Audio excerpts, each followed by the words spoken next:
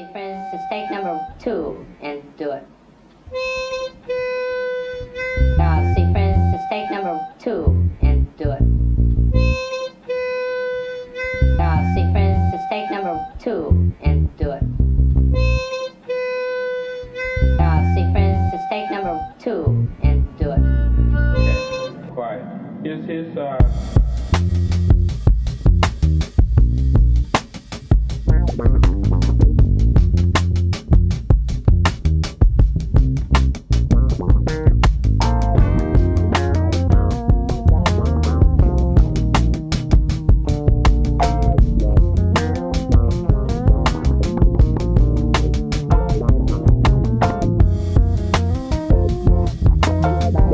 This was supposed to be a quick build using up scraps of timber.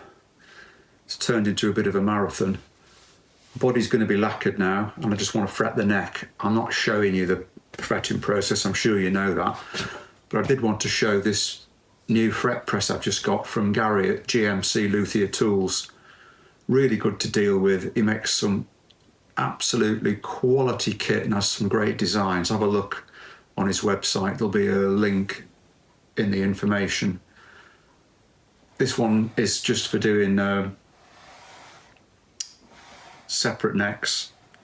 He does other stuff where you can do set necks, particularly on acoustics. Some really good ideas and some good kit. Check it out. And no, I don't receive any discounts, commissions, whatever. We just need to support each other.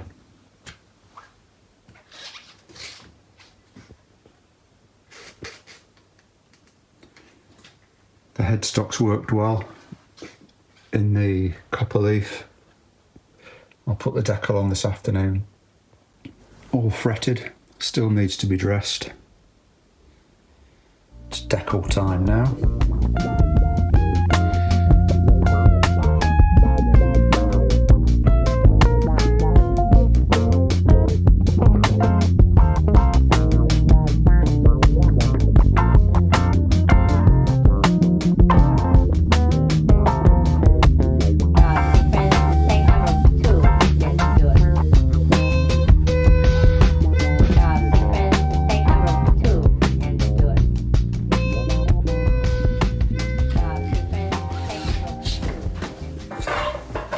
Moved things on today, finished the metal leaf, fretted the neck, decal's fitted, everything's had a coat of sanding sealer, and in an ideal world it'd sit there for at least 24 hours, but I want to get this neck glued in.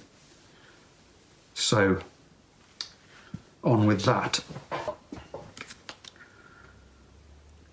Just using white glue with this, for this I should say.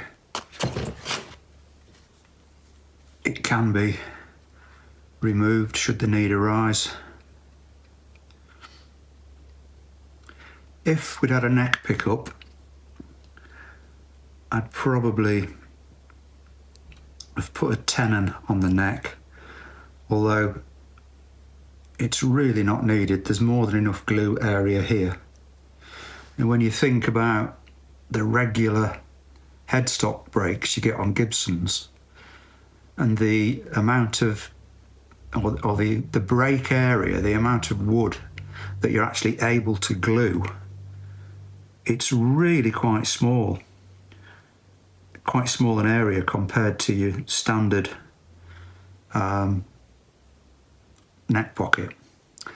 And this does have a tongue here, and when everything's in place and set, I will carve that tongue and then touch up the gold leaf.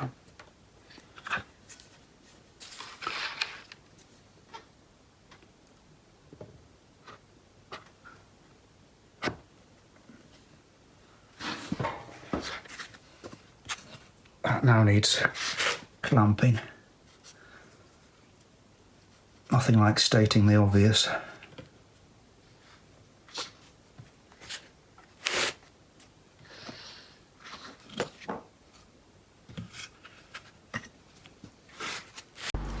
Thought I'd make a truss rod cover. This is just a small piece and the pattern matches the top end of the headstock. Everything's got to be a shape for a reason, or positioned in a certain place for a reason. I tend to cut this stuff just slightly beyond the pencil line and then sand or scrape it to the precise shape that I want. This is celluloid sheet, about 1 millimetre thick.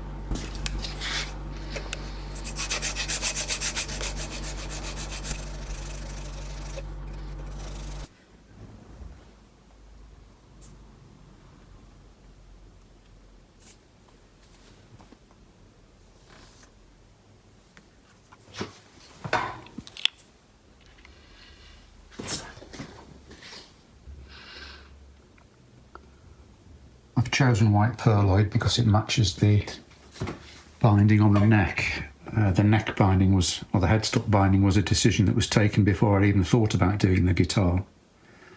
I've now got to decide on the colour of the pickup cover and the knobs, and at the moment it's probably going to be black, because black will match the carbon fibre rods. There it is. Can be left overnight. Those who haven't nodded off to sleep might have noticed I've changed the clamping coil on the back, because I left an area here that I hadn't sprayed in my haste, so that the coil didn't stick in the sanding sealer, and the other coil I was using was too big.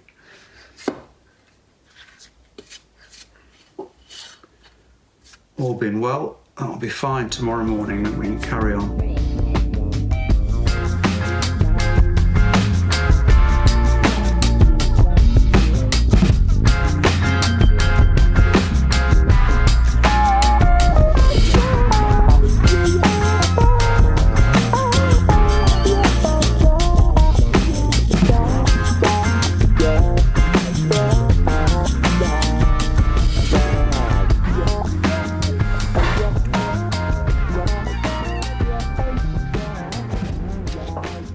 So it's finally all starting to come together. Everything has to be fitted or positioned for a reason, but at least for me that is.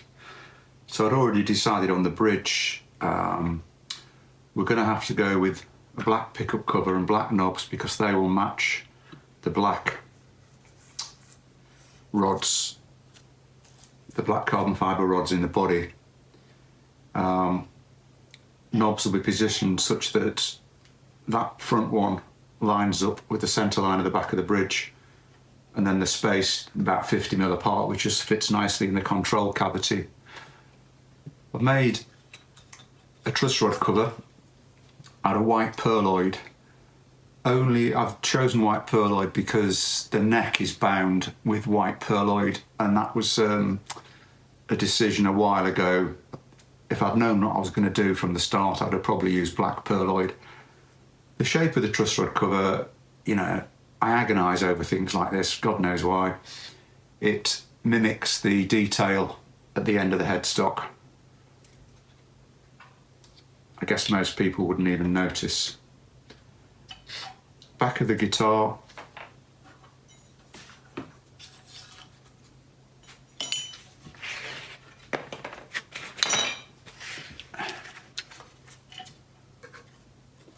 Will be a P20 steel control cover, because it matches really well with the copper, and a brass ferrule block, again because it matches very well with the copper.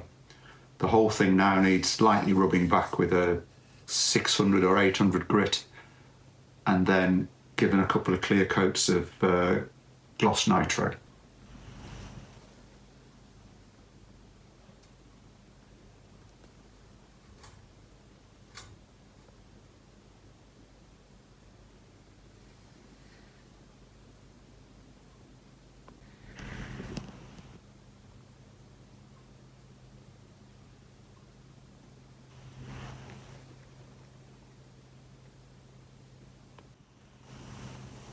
Complete guitar weighs in quite nicely at £6.13, or that is 3.1 kilos if you left-hand drive. So the whole thing's worked out quite well, really.